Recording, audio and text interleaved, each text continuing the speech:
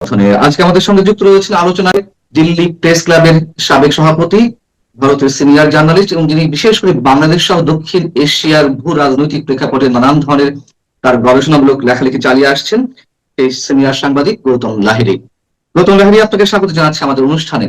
এবং খুব স্বভাবতই বাংলাদেশ এবং ভারতের মধ্যকার যে সম্পর্ক এই মুহূর্তে অবস্থান করছে তার পরিপ্রেক্ষিতে আপনাদের সেনাপ্রধান অর্থাৎ ভারত সেনাবাহিনীর প্রধান উপেন্দ্র দ্বিবেদী বেশ কিছু মন্তব্য করেছেন আপনাদের সেনাবাহিনীর যে বার্ষিক সম্মেলনে। সেই সম্মেলনে একজন সাংবাদিকের প্রশ্নের প্রেক্ষিতে তিনি কিছু উত্তর দিয়েছেন। সেই জায়গা থেকে যদি আমি প্রশ্ন করি যে তার কাছে যে প্রশ্নটা ছিল, ভারত এবং বাংলাদেশ এবং পাকিস্তানের মধ্যে যে সম্পর্ক এই মুহূর্তে অবস্থান করছে তাতে সেটি ভারতের জন্য হুমকি কিনা, তিনি তার উত্তরে বলেছেন যে প্রথমত বাংলাদেশের ক্ষমতায় কি ধরনের সরকার রয়েছে তা আমাদের জন্য বোঝা গুরুত্বপূর্ণ। যদি এটি একটি অন্তর্বর্তী সরকার হয় তাহলে দেখতে হবে তারা যে পদক্ষেপগুলো নিচ্ছে সেগুলো আগামী 4 থেকে 5 বছরের জন্য নাকি আগামী 4 থেকে 5 মাসের জন্য। এই মন্তব্যটির মাধ্যমে আমরা আসলে কি ধরে নিতে পারি, অথবা আপনি আপনার ব্যাখ্যায় কি বলবেন যে 4-5 বছর অথবা 4-5 মাসের জন্য কি পদক্ষেপ নিতে যাচ্ছে, তারা কি বোঝাতে চেয়েছেন তিনি? ধন্যবাদ। প্রথম আমার যেটা মনে হয়েছে সেটা ভারতেও, যেটা ভারতের যেগুলো যাদের বলেন যে ভারতীয় প্রতিষ্ঠানগুলো, সরকারি প্রতিষ্ঠান, সেনাবাহিনী তার মধ্যে অন্যতম, তাদের আসলে আজকে আর্মি ডে, সেই উপলক্ষে ওই প্রেস কনফারেন্সটা ছিল। সেটা বাংলাদেশ ছাড়াও সেইখানে কিন্তু পাকিস্তান, চীন ইত্যাদি প্রশ্ন এসেছিল আর কি। এই 3 প্রতিবেশী ভারতের কাছে একটা উদ্বেগের, এটা কিন্তু সামগ্রিকভাবে একটা বার্তা ছিল। তার মধ্যে বাংলাদেশ বিশেষ করে যেটা তিনি বলতে চেয়েছেন যে তার ধারণা যে 4-5 মাস এই কারণেই যে একটি অন্তর্বর্তীকালীন সরকার বর্তমানে রয়েছে, যে সরকারটির মেয়াদ নির্বাচন, যখন সাধারণ নির্বাচন অনুষ্ঠিত হয়ে যাবে, নির্বাচিত সরকার প্রতিষ্ঠিত হবে, তখন সেই সরকার স্থায়ী কোনো সিদ্ধান্ত নেবেন। এবং এখনকার সরকার যে সিদ্ধান্ত কিছু নিয়ে থাকেন, সেটা কিন্তু আমরা যেটা বিশেষ করে পাকিস্তানের সঙ্গে যে বিমান কেনা, যেটা J-17 যে বিমান কেনার কথা নিয়ে আলোচনা চলছে আর কি, সেটা বাংলাদেশ বিমান বাহিনী নিঃসন্দেহে হয়তো তারা তাদের যে থ্রেট পারসেপশন সেই অনুসারে তারা দেখছে তাদের বিমান বাহিনীকে কিভাবে আরো মজবুত করা যায়। সেক্ষেত্রে কোথা থেকে তাদের এই ধরনের বিমান, পাকিস্তান বোঝাবার চেষ্টা করেছে তাদেরকে যে J-17 সম্প্রতি যে ভারত পাকিস্তানের মধ্যে যুদ্ধ হয়েছে তাতে J-17 বেশ উপযোগী ভূমিকা পালন করেছে, ফলে এটা বাংলাদেশ চাইলে এটা নিতে পারে। এবং পাকিস্তানের পক্ষ থেকেই কিন্তু ঘোষণা করা হয়েছে যে বাংলাদেশ আগ্রহী। আমি এখনো বাংলাদেশ সরকার বা বাংলাদেশ বায়ুসেনা তাদের পক্ষ থেকে কিন্তু কোনো মন্তব্য, সরকারি মন্তব্য দেখিনি। ফলে এটা ধরে নিচ্ছি যে পাকিস্তান তার সোজা কথা তার কাছে যে সামগ্রী আছে সেটা সে বিক্রি করতে চায় বাংলাদেশের কাছে। দ্বিতীয়ত, এই সেনাপ্রধান এটাও কিন্তু বলেছিলেন যে আমাদের শুধু কেবলমাত্র আমি নয়, আমাদের 3টি বিভাগের প্রধানরাই তার কাউন্টার পার্টির সঙ্গে যোগাযোগ রেখে চলেন। ভারতের বায়ুসেনা প্রধান তিনি বাংলাদেশের বায়ুসেনা প্রধানের সঙ্গে যোগাযোগ রাখেন। ফলে সেই যোগাযোগ রাখার মধ্যে এই বিষয়গুলো তাদের মধ্যে আলাপ আলোচনা হয়েছে, হওয়ার পর তাদের ধারণা হয়েছে যে এখনো কোনো চূড়ান্ত সিদ্ধান্ত বাংলাদেশ নেয়নি। ফলে বাংলাদেশ যখন সিদ্ধান্ত নেবে তখন সেই অনুসারে ভারত তার নীতি তৈরি করবে, এটা তিনি বোঝাতে চেয়েছেন। লং টার্মের জন্য ধরেই নেওয়া হচ্ছে বাংলাদেশে একটা নির্বাচন হবে, ফলে সেই নির্বাচনের পর সেই সরকার যদি এই সিদ্ধান্তকে নিয়ে তারা এগোতে চায়, কন্টিনিউ করে, বা আগামী 4-5 বছরের কথা যেটা বলা হলো, একটা সরকার স্বাভাবিক 5 বছরের জন্য থাকবে, তো তখন ভারত তার নির্দিষ্ট নীতি রূপায়ণ করবে। এর সঙ্গে আমি যেটা একটু বাড়তি তথ্য যেটুকু আমি শুনেছি বা জানি সেটা হচ্ছে যে বাংলাদেশের ন্যাশনাল জাতীয় নিরাপত্তা উপদেষ্টা আমেরিকা গিয়েছে। সেখানে আমি শুনেছি আমেরিকার প্রশাসন থেকে J-17 নিয়ে আপত্তি করা হয়েছে। J-17 চীনা বিমান, যেটা আমেরিকা পছন্দ করবে না যে চীনাদের উপস্থিতি বা চীনারা বাণিজ্যিক ভাবে লাভবান হোক, সেটা ট্রাম্প প্রশাসন চাইবেন। আপনি জানেন যে ট্রাম্প ব্যক্তিগতভাবে অন্তত বাণিজ্য ছাড়া তার মাথায় অন্য কিছু নেই। বাণিজ্যের জন্য তিনি যুদ্ধ করতে পর্যন্ত প্রস্তুত, দেশ দখল করতে প্রস্তুত। ফলে তিনি কোনোভাবেই চীনের অস্ত্র এখানে বিক্রি করবে আর বাংলাদেশ কিনবে সেটা তিনি দূর থেকে বসে মেনে নেবেন আমার মনে হয় না। ফলে সেটা একটা বিষয়, পরে দেখতে হবে যে খলিলুর রহমান ফিরে আসার পর তিনি এই বিষয়ে কোনো মন্তব্য করেন কিনা বা বাংলাদেশ সরকারের থেকে কিছু বলা হয় কিনা, সেটা দেখলে পরে চিত্রটা আরো পরিষ্কার হতে পারে। আহ, অনেকে ব্যাখ্যা করার চেষ্টা করছেন যে এই যে 4-5 মাস অথবা 4-5 বছরের যে দুটি টাইম ফ্রেমের কথা তিনি উল্লেখ করেছেন, আহ, এর সঙ্গে আগামীতে যে সরকার গঠিত হতে যাচ্ছে, যদি নির্বাচনটি হয় 12ই ফেব্রুয়ারি আমাদের দেশে, সেই নির্বাচনের মধ্যে দিয়ে গঠিত সরকার আহ হয়তো ক্ষণস্থায়ী হতে পারে, স্বল্পস্থায়ী হতে পারে। সেই শর্ট টার্মের জায়গা থেকে ভারতের অন্য কোনো চিন্তা ভাবনা থাকতে পারে, অথবা ভারত চাইছে কিনা কোনো মধ্যবর্তী নির্বাচন, এই নির্বাচনের মধ্য দিয়ে যে সরকারই আসুক না কেন, এমন কোনো ধারণা করা কি ঠিক হবে? না, ভারত যেটা চায় যত দ্রুত সম্ভব একটি অবাধ, নিরপেক্ষ, শান্তিপূর্ণ এবং সকলের অংশগ্রহণের মাধ্যমে একটি নির্বাচন হোক, এবং সেটা যত দ্রুত হয়। কিন্তু এখন দেখুন, ভারতের তরফ থেকেও যদি দেখেন, আপনি যদি বলেন কূটনৈতিক শিষ্টাচার, এই হিসেবে আমাদের পররাষ্ট্রমন্ত্রী গিয়ে তারেক রহমানের সঙ্গে দেখা করেছেন, তিনি ইউনূসের সঙ্গে দেখা করেন। অন্যভাবে উপদেষ্টাদের সঙ্গে, দুজন উপদেষ্টার সঙ্গে, এই ন্যাশনাল সিকিউরিটি অ্যাডভাইজার এবং আপনার আরেকজন উপদেষ্টা, তার সঙ্গে আইন উপদেষ্টা। আইন উপদেষ্টার সঙ্গে তার সাক্ষাৎ হয়েছিল আর কি। তো এছাড়া তিনি কিন্তু প্রধান উপদেষ্টার সঙ্গে সাক্ষাৎ করেননি, সাক্ষাৎকার চাননি। ফলে স্পষ্ট ভাষায় কিন্তু এটা ভারতের থেকে একটা মানে বার্তা যে ভারত চায় একটি রাজনৈতিক দল ক্ষমতায় আসুক, সেটা তারপরে বাংলাদেশের মানুষ যাকে চাইবে। দুই, আহ এরপরেও দেখেছেন আপনি ভারতের হাই কমিশনার প্রণয় বর্মা তারেক রহমানের সঙ্গে সাক্ষাৎ করেছেন, এবং যেটা আমি শুনেছি যে ভারতে আগামী 26শে জানুয়ারি প্রজাতন্ত্র দিবস উপলক্ষে বাংলাদেশে ভারতীয় হাই কমিশনে যে উৎসব হয়ে থাকে, সেই উৎসবে তারেক রহমানকে আমন্ত্রণ জানিয়েছেন। আমি এখনো দেখিনি যে প্রণয় বর্মা বা হাই কমিশনার জামায়াতের সঙ্গে দেখা করছেন, কিংবা উপদেষ্টাদের কারোর সঙ্গে দেখা করেছেন কি করেননি এখনো আমি জানি না। সেটা হয়তো আনুষ্ঠানিক নিমন্ত্রণ হয়তো করতেও পারেন, কিন্তু তারেক রহমান কাছে বিএনপি চেয়ারম্যান হওয়ার পর তার সঙ্গে গিয়ে দেখা করা, এটা ভারতের দিক থেকে একটা নিশ্চিতভাবে একটা রাজনৈতিক বার্তা, আপনি যদি বলেন তো নিশ্চিত রাজনৈতিক বার্তা আছে। আমরা তো এটাও শুনেছি রয়টার্সের খবর অনুযায়ী যে জামায়াতের আমির ডাক্তার শফিক রহমানের সঙ্গে ভারতের দুজন কূটনীতিক দেখা করেছেন এবং সেটি গোপন রাখার কথা বলা হয়েছিল। আহ সেই কূটনৈতিক দুইজন গোপন রাখতে বলুক অথবা জামাতের আমির গোপন রাখুন, যেভাবে হোক বিষয়টা গোপন থেকেছিল। এই যে গোপনে বৈঠক জামাতের আমিরের সঙ্গে ভারতের বিশেষ কোন প্রতিনিধির, এটি কি মনে করে? দেখুন, এটা তো জামায়াতের পক্ষ থেকে দেখবেন, জামায়াতের আমির যখন সময়টা দেখবেন কখন তিনি এটা বলছেন, তিনি রয়টার্সকে ডেকে বলছেন, অবশ্যই ক্রেডিবল সংবাদ সংস্থা, তাকে ডেকে এবং তাকেই যিনি সাক্ষাৎকার দিচ্ছেন, দিয়ে এই কথাটা বলতে চাইছেন যখন মনে হচ্ছে যে ভারতের সঙ্গে বিএনপির একটা কোনো রাজনৈতিক যোগসূত্র তৈরি হচ্ছে। ফলে তিনি বোঝাতে চাইছেন বা বাংলাদেশের সমস্ত মানুষের কাছে একটা বার্তাও দিতে চাইছেন যে ভারতের সঙ্গে আমার যোগাযোগ আছে, মানে শুধু একা বিএনপি নয়, মানে আমিও আছি আর কি, মানে আমার সঙ্গেও যোগাযোগ আছে বা আমাদের সঙ্গেও যোগাযোগ আছে। যে কূটনীতিবিদের কথা বলা হচ্ছে, আমার মনে হয় না খুব বড় ধরনের কোনো কূটনীতিবিদ দেখা করেছে তার সঙ্গে। তিনি যখন অসুস্থ ছিলেন, শারীরিক কুশলতা জানার জন্য হয়তো অধস্তন দুজন কূটনীতিবিদ যারা মিশনে হয়তো আছেন, জানি না তারা ভারতের এখন রয় মানে গোয়েন্দা সংস্থারও লোক থাকেন মিশনে, তা সেই গোয়েন্দা সংস্থার লোকের সঙ্গে দেখা করেছেন কিলাম যাই না। তবে এখন কে তার নাম মানে জানা যায়নি। তার উচিত ছিল যে তিনি যখন এই কতটুকু বলে দিলেন, মানে আর গোপন কি থাকলো, গোপন তো কিছু থাকলো না, তিনি বলাতেই সবাই জানতে পারলো যে ভারতের দুইজন গোয়েন্দাও দেখা করেছেন, গোয়েন্দা নয় সরি কূটনীতিবিদ, আমি জানি গোয়েন্দা, তো গোয়েন্দারা দেখা করেছেন। তো তারা গিয়ে দেখা করে তার শারীরিক কুশল খবর নিয়েছে, সত্যি তিনি কতটা সিরিয়াস ইত্যাদি।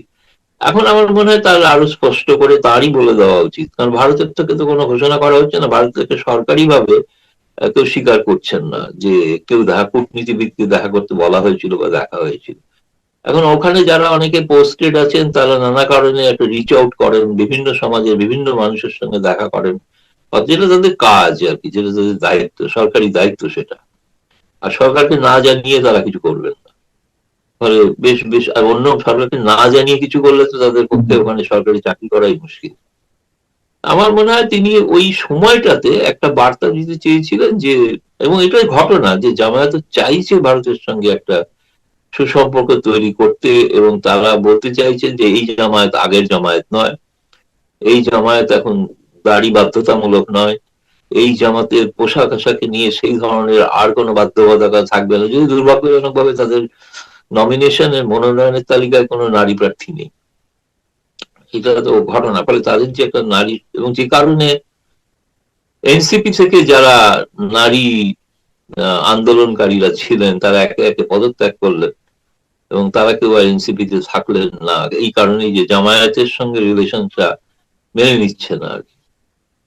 মানে আমার মনে হচ্ছে এইটুকুই আর কি, তার বেশি কিছু এদের মধ্যে, কারণ ভারতের তরফ থেকে জামায়াত সম্পর্কে কোনো সদর্থক মনোভাব কিছু এখনো দেখানো হয়নি বা দেখানো হচ্ছে না। ভারত চায় রাজনৈতিক ভাবে রাজনৈতিক দলই, আওয়ামী লীগ অথবা বিএনপি অথবা অন্য রাজনৈতিক দলের সমষ্টি, তারাই ক্ষমতায় আসুন, ক্ষমতায় থাকুন, তাদের সঙ্গেই ডিল করাটা সুবিধা। সেটা খুব স্বাভাবিক, কিন্তু দিন যত ঘনিয়ে আসছে বাংলাদেশের যে নির্বাচন হওয়ার সম্ভাবনা রয়েছে সেটি নিয়ে নানান ধরনের গুঞ্জন, গুজবও হতে পারে, নানান ধরনের কথাবার্তা শোনা যাচ্ছে। সেই জায়গা থেকে এখন অনেকেই এই আশঙ্কায় আছেন যে যেভাবে হোক জামাত নেতৃত্বাধীন জোট অথবা জামাত ইসলামী বাংলাদেশের পাওয়ারে আসছে, যদি এই ধরনের কোনো ঘটনা ঘটে সেক্ষেত্রে আপনি যদি বললেন তার মধ্যে দিয়ে আমরা অনেক কিছু ধরে নিতে পারি, তারপরেও যদি একটু ছোট করে বিশ্লেষণ করতেন যে ভারতের ভূমিকাটা কি হবে বা কি হতে পারে, অথবা ভারত ধরে নিয়েছে কিনা যে বিএনপি ক্ষমতায় আসছে, তারেক রহমান প্রধানমন্ত্রী হচ্ছে, কোনটা আসলে?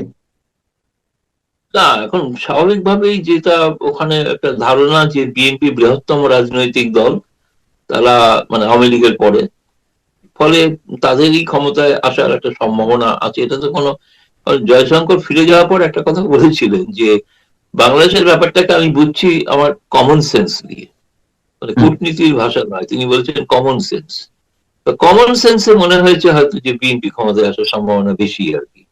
আমি বিএনপি ক্ষমতা তারেক রহমান, আর যদি আসে তাহলে প্রধানমন্ত্রী তারেক রহমান হবেন, এ বিষয়ে তো কোনো সন্দেহ নেই। কিন্তু ধরুন আপনি যে প্রশ্ন করলেন যদি জামায়াত, একটা ঘটনা আগে তো মানে আমি বলে রাখি, সেটা হচ্ছে এটা ঘটনা যে বাংলাদেশের 80% মানুষ বুদ্ধিজীবী, অনেকেই বিশ্বাস করেন না যে নির্বাচনটা হচ্ছে, এটা ঘটনা। কিন্তু খালি সরকারের পক্ষ থেকে বারবার বলা হচ্ছে নির্বাচন হচ্ছেই, এবং নির্বাচন না হলেও কিন্তু এই সরকার একটা ব্যাপারে খুব দৃঢ় চেতা মনোভাব নিয়ে চলছেন, এবং দেখাও যাচ্ছে, এটা হচ্ছে গণভোট। ভোট হোক বা না হোক, গণভোটটা হতেই হবে। গণভোটের জন্য তার যেভাবে রাজনৈতিক দলের মতো ক্যাম্পেইন শুরু হয়েছে, এমনকি যেভাবে বাংলাদেশে গানের মাধ্যমে বহু আন্দোলন তৈরি হয়েছে, বহু আন্দোলন গানের পপুলার করা হয়েছে, বহু গানকে, সেই রকম ভাবে গণভোটের পক্ষে দেখুন এখন একটা গণভোটের পক্ষে গান প্রচার চলছে আর কি। ফলে ইউনূস সরকারের উপদেষ্টারা গণভোটের পক্ষে রাজনৈতিক দলের মতো প্রচারে নেমেছেন। এটা আমি দেখলাম একটা সম্পাদকীয়তে, সে নিয়ে বেশ সন্দেহ প্রকাশ করা হয়েছে আজকে, এভাবে এটা পারেন কিনা। কিন্তু ঘটনা হচ্ছে, ফলে একটা জটিলতা আছেই, জটিলতা নিয়ে সংশয় আছে, এটা ঘটনা। এরপরেও আমি বলবো যদি হয়, আপনি বললেন যদি জামায়াত ক্ষমতায় আসে, আফগানিস্তানে তো তালিবানরা ক্ষমতায় আছে, নির্বাচিত তো নয়, ক্ষমতায় আছে, জোর করে একটা সরকার উৎখাত করে ক্ষমতায় আছে। ভারত দীর্ঘকাল অপেক্ষা করেছে, অপেক্ষা করার পর সেই তালিবানের মন্ত্রীদের এখন লাল কার্পেট অভ্যর্থনা জানানো হচ্ছে ভারতে, তারা আসছেন। এমনকি তাদের যে মুসলিমদের যেটা সবচেয়ে বড় মানে শিক্ষার স্থান যে দেওবন্দ, সেখানে পর্যন্ত তাদের মন্ত্রীকে যেতে দেওয়া হয়েছে। ফলে তাদের সেই সুযোগ সুবিধা, কারণ দেওবন্দের সঙ্গে আফগানিস্তানের একটা ভালো সম্পর্ক পুরনো ছিল।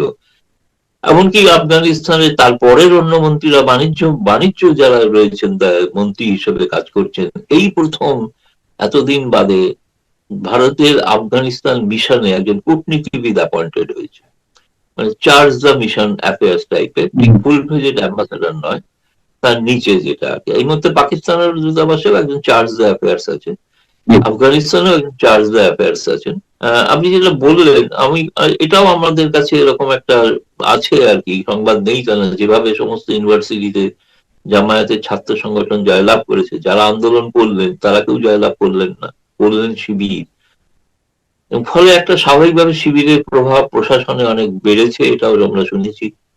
বিভিন্ন জায়গায় গুরুত্বপূর্ণ স্থানে শিক্ষা প্রতিষ্ঠান সহ বিভিন্ন গুরুত্বপূর্ণ প্রশাসনিক পদে জামায়াতপন্থী বহু মানুষ তারা সেখানে যুক্ত হয়েছেন বা চাকরি পেয়েছেন, পদোন্নতি পেয়েছেন। একটা ক্রুশিয়াল ভূমিকা তারা পালন করতে পারেন নির্বাচনের সময়। ফলে মানে সত্যি মানে আমি এরকম কোনো ফোরকাস্টও করতে চাইছি না যে বিএনপি জিতছেই, ফোরকাস্টও করছি না যে জামায়াত জিতবেই, কিন্তু এটা আপাতভাবে সব দেখে মনে হয় যদি আওয়ামী লীগ ছাড়াও একটা নির্বাচন হয়, কোনো একদল হয়তো সরকার নাও করতে পারে আর এরকম একটা ধারণা আছে। আমি ভুল মানে ঠিক আমি কোনো জরিপের কথা বলছি না, কিন্তু আমার ধারণা থেকে বলছি। সেই জায়গা থেকে আমি প্রশ্ন করি যে আপনি নিজেই বললেন বা আমরা সবাই জানি যে আওয়ামী লীগের সাথে ভারতের যে সম্পর্ক বা আওয়ামী লীগ সরকার থাকলে ভারত যতটা স্বাচ্ছন্দ্য বোধ করে, সেই জায়গা থেকে অংশগ্রহণমূলক নির্বাচনের দাবি ভারত জানিয়ে আসছিল, দাবি বা তাদের মতামত তারা জানিয়ে আসছিল, যেটা আপনি কেবল উল্লেখ করলেন। কিন্তু সেই অংশগ্রহণমূলক নির্বাচনের প্রত্যাশা থেকে ভারত অনেকখানি থেমে গেল, এর কারণটি কি? থেমে যাওয়া না, ভারত তো দেখুন, ভারত তো মৌখিকভাবে একটা, আজকাল তো অনেকেই নানা অংশগ্রহণমূলক নির্বাচনের ব্যাখ্যা তো পশ্চিমা দেশগুলো নানাভাবে দিচ্ছে, তাই না? তারা এখন তো পাল্টে দিচ্ছে। আজকে তো অনেকটাই আওয়ামী লীগ ছাড়াও নির্বাচনের কথাকেও অংশগ্রহণমূলক বলছেন। ভারত সেটা বলেনি এখনো, কিন্তু ভারত এখনের মধ্যে ঘোষিত, কিন্তু এছাড়া ভারত কি করতে পারে? ভারত তো নির্বাচন কমিশনকে বাধ্য করতে পারে না। ফলে এটা বাংলাদেশের মানুষকে সত্যি সত্যি যে প্রতিবাদ, যে ধরনের আন্দোলনের মাধ্যমে আসা উচিত ছিল, সেটা সেটা নানা কারণেই দেখা যাচ্ছে না। হয়তো একটা তাদের অনেক ভয় আছে, দমন পীড়ন আছে, অনেকে জেলে আছেন, আওয়ামী লীগ কিছুটা ছত্রভঙ্গ হয়ে আছেন, বেশিরভাগ মূল নেতৃত্বটা বিদেশেই আছেন। এই অবস্থায় তাদের পক্ষেও কোনো আন্দোলন গড়ে তোলা সম্ভব হচ্ছে না। একটা আন্দোলন গড়ে উঠলে তখন নয় বাইরে থেকে একটা মানে সমর্থন করা, সহযোগিতা করার প্রশ্ন ওঠে, যেমন ৭১-এ ঘটেছিল ধরুন। কিন্তু সেরকম তো কিছু ঘটছে না, সেরকম কোনো সিন নেই। ফলে বাংলাদেশের মানুষও যেন একটা ভবিতব্য মেনে নিয়েছেন যে আওয়ামী লীগ ছাড়াই নির্বাচন হতে চলেছে। এই নির্বাচনে কত মানুষ অংশগ্রহণ করবে সেটা পরের কথা। কিন্তু শুনছি বাংলাদেশে কিন্তু গণভোট হয়নি যে তা না, হয়েছে আগে। এই গণভোটের ইতিহাস কিন্তু অন্যরকম। এখানে ১০০ ভাগ ভোট হয়। মানুষ দিয়েছিল কিনা জানি না, কিন্তু ভোট হয়েছিল ১০০ ভাগ। জিয়াউর রহমানই ভোট পেয়েছেন ১০০%। ফলে কেবলমাত্র আওয়ামী লীগ ৯০%, ৮০% ভোট পেয়ে জিতেছে এরকম নয়, আওয়ামী লীগও তো জেতেনি। কিন্তু বিএনপিও কিন্তু, বিএনপি বলতে জিয়াউর রহমান নিজে পরপর ২-৩টে নির্বাচন আপনি দেখেন তিনি আসার পর ক্ষমতায় ১০০%, ৯৬%, ৯৫% এই ছিল রেট, মানে ভোটের। তো এখন সেইটা তো আহ বোঝা যাবে না গণভোটটা হলে কিরকম ধরনের ভোট হবে আর কি। সেটা নিয়ে আমরা সবাই শঙ্কিত। এর মধ্যে গণভোটের ব্যালট পেপার সারা দেশের জেলা প্রশাসকদের কার্যালয়ে চলে গেছে, ট্রেজারিতে এত আগে কেন গেছে, সেটি নিয়েও এক ধরনের প্রশ্ন বা সংশয় উঠেছে আমাদের এখানে। তো আমি আওয়ামী লীগ সম্পর্কে আরেকটা প্রশ্ন করতে চাই।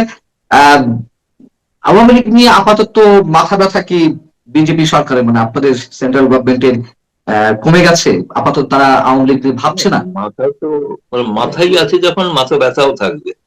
কারণ হচ্ছে শেখ হাসিনা তখন এখানে আছেন, তার সঙ্গে রাজনৈতিক নেতারা দেখা করছেন বা কথা বলছেন, সে ব্যাপারে তো ভারত ধীরে ধীরে অনেকটাই তাদের সবার সঙ্গে না হলেও অনেকে, ভারতীয় সাংবাদিকদের এখনো কোনো সাক্ষাৎকারের অনুমতি মেলেনি, কিন্তু তাদেরকে তিনি সাক্ষাৎকার দিচ্ছেন ইমেলের মাধ্যমে। এই ধরনের কাজ, কিন্তু এটা স্পষ্ট ঘোষণা আছে ভারত সরকার যে এখান থেকে কোনো রাজনৈতিক কাজ করা যাবে না, রাজনৈতিক কর্মকাণ্ডে নিষেধাজ্ঞা আছে আওয়ামী লীগের উপর। যে অন্যত্র যেরকম ইউরোপ বা আমেরিকায় যেরকম ভাবে আওয়ামী লীগ প্রকাশ্যে রাস্তায় নেমে আন্দোলন করতে পারে, এখানে সেটা করা নিষিদ্ধ আর কি। কারণ সরকারি ভাবে তো ঘোষণা করা হয়নি যে শেখ হাসিনা ছাড়া আর কে এখানে আছেন, সেটা কেউ জানে না। ফলে এই ঘোষণা করলেও তো একটা ঘোষণা হয়ে যায়, তাই না, যে এরা এরা আছে, কতজন আছে। কিন্তু এটা একটা ওপেন সিক্রেটের মতো, সবাই জানেন কে কোথায় আছে, মানে না কেউ জানেন না এরকম কিছু নয়। এখন এতদিন হয়ে গেছে না, মানে ১ বছরের ওপরের ঘটনা, ফলে তো জানাজানি হবে। তাদের কোথাও রাস্তাঘাটে চলাফেরা করতে হয়, অন্তত বাজারহাট করতে হয়, ফলে তো জানাজানি তো হয়েই যায়, সেটা না অজানা কিছু হয় না। আমি মাথা ব্যথা বলতে আওয়ামী লীগকে ভারত সরকার বাধ্য করবে, মানে বাংলাদেশের নির্বাচন বা অন্তর্বর্তীকালীন সরকারকে বাধ্য করা যে তাকে অংশগ্রহণ নিশ্চয়ই করতে আমরা দিতে সেটা চাই না, হবে। আমরাও সেটা চাই না, ভারতও নিশ্চয় সেটি করতে চায় না, এরকমটা আমরা বিশ্বাস করতে চাই করা যে সম্ভব আমাদের না, বন্ধু রাজনীতিতে। সম্ভব না। হ্যাঁ, সোজা কথা কিন্তু হচ্ছে করা ভারতের সম্ভবই না। স্ট্র্যাটেজি তো আছে এবং তারপরে এটা তো এখন বাস্তবতা। পর্যন্ত নীতি হচ্ছে অপেক্ষা করা, আগে দেখা যাক ফেব্রুয়ারিতে কি হয়, দেখা যাক ফেব্রুয়ারিতে কি হয়। ফেব্রুয়ারির পর একটা নির্বাচিত সরকার এলে হয়তো তাদের সঙ্গেই একটা পরামর্শ করে আওয়ামী লীগের সম্পর্কে, আওয়ামী লীগের আবার পুনঃস্থাপন সেখানে করা যায় কিনা, তাদের স্বাভাবিক কর্মকাণ্ডে ফিরতে দেওয়া যায় কিনা, সেই আলোচনাগুলোর দরজা তখন হয়তো খুলতে পারে। এখন খোলা তো সম্ভব নয়, কিন্তু একটা যোগাযোগ তো ভারত ক্রমশ রাখছে, একটা ঘটনা। নানাবিধ ভাবে একটা আলাপ আলোচনা চলছে না যে তা না, কিছু আলোচনা প্রকাশ্যে হয়, কিছু আলোচনা গোপনে হয়। এখন আমার মনে হয়, আমি শুনেছি কিছু গোপনেও, যেগুলোকে ট্র্যাক টু ফুটু বলা হয়, সেসব ধরনের কিছু কথাবার্তা আলোচনা চলছে। কিছু ভারতীয় সাংবাদিক সফরও করছেন বাংলাদেশে, জি। গেছেন।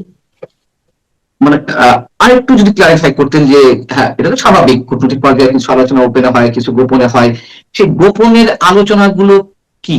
মানে আপনি যত জানেন, যদি ডিসক্লোজ করতে না কোনো সমস্যা হয়।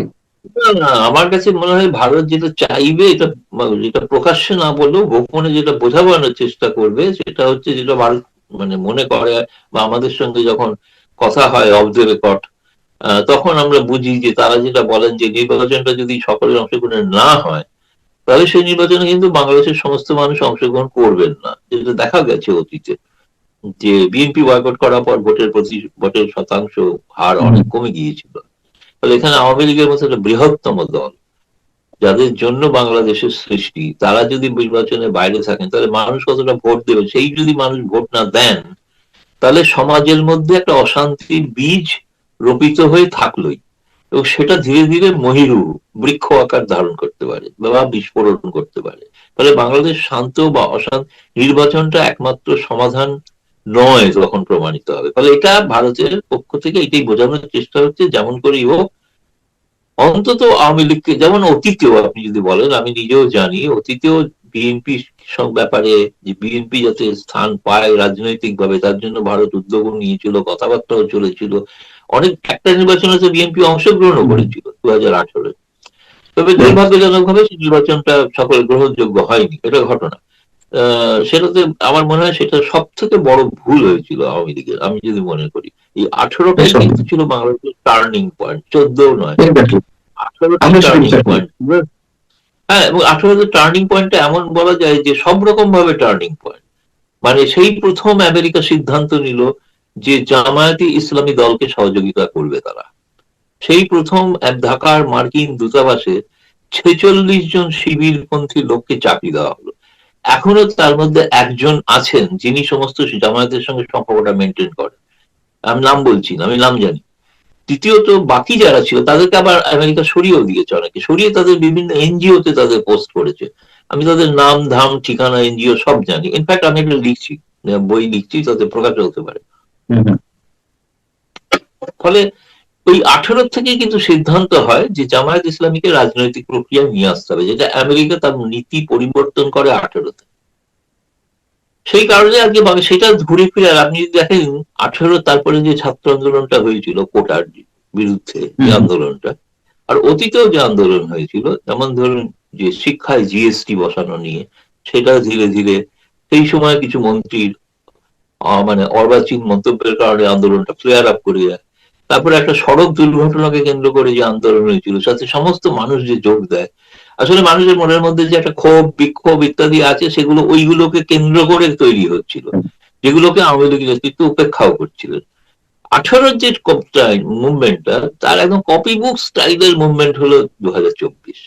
ক্রিকেটে যদি কপি বুক খেলা বলেন, তাহলে কপি বুক স্টাইলে সেম, মোডাস অপারেন্ডি সেম, একই ভাবে একই ধরনের 18 টাকা পেরেছিলেন রুখতে, কিন্তু সেটা যে সাময়িক রুখেছেন, তারপরে যখন আচমকা কোথা থেকে কেউ নাম শোনেনি, সে গিয়ে হাইকোর্টে মামলা করে দিল যে কোটা ফিরিয়ে আনতে হবে, মন্ত্রিসভার একটা অংশ তাদের মদতও দিল, হয়ে গোটাটা একটা ফ্লেয়ার আপ করে এমন জায়গায় গেল যে তার শেখ হাসিনাকে দেশ ছেড়ে চলে যেতে হয়েছে। তা আমি বলতে চাইছি যে বাংলাদেশের এই সমস্তটাই হচ্ছে নির্বাচনে মানুষ যদি সবটা ফ্রিলি অংশগ্রহণ করতে না পারেন, যদিও কথার কথা বলছেন ইউনূস যে এরকম নির্বাচন কেউ দেখেনি, এমন নির্বাচন হবে। যত সংখ্যক ভোটার, আপনাদের কত ভোটার, 12 কোটি ভোটার, 12 কোটি 70 লাখ 76 লাখের মতন। আর তো 12 কোটি ভোটার, 12 কোটি 100% ভোট হয় না, কারচুপি হলে হয় 100% ভোট। আদারওয়াইজ ভোট ধরুন 50-60% যদি হয়, 60% ভোট হয়, যেটা ক্রেডিবল ভোট। ভারতেও তো ভোট হয় 65-70 এই ধরনের, কখনো কখনো 75 হয়েছে। 100% ভোট তো হয়নি, 80ও ভোট হয়নি, কোনো কোনো রাজ্যে হয়তো হয়। তো সেই ভোটটা না হলে বাংলাদেশে কিন্তু শান্তি ফিরবে না, অশান্তি থেকে যাবে, কারণ সেই অসন্তুষ্ট মানুষরা থেকে যাবেন।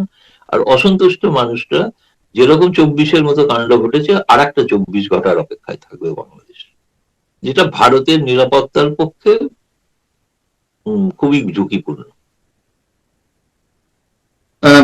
আমি এই আলোচনাটাই চলছে যে কি করে আওয়ামী লীগকে অংশগ্রহণ করতে দেওয়া যায়, আমি জানি না সেটা কি পদ্ধতিতে, সেটা জানি না, কিন্তু চলছে যে আলোচনা, সেটা অফ দি রেকর্ড আপনি বলছেন যেটা।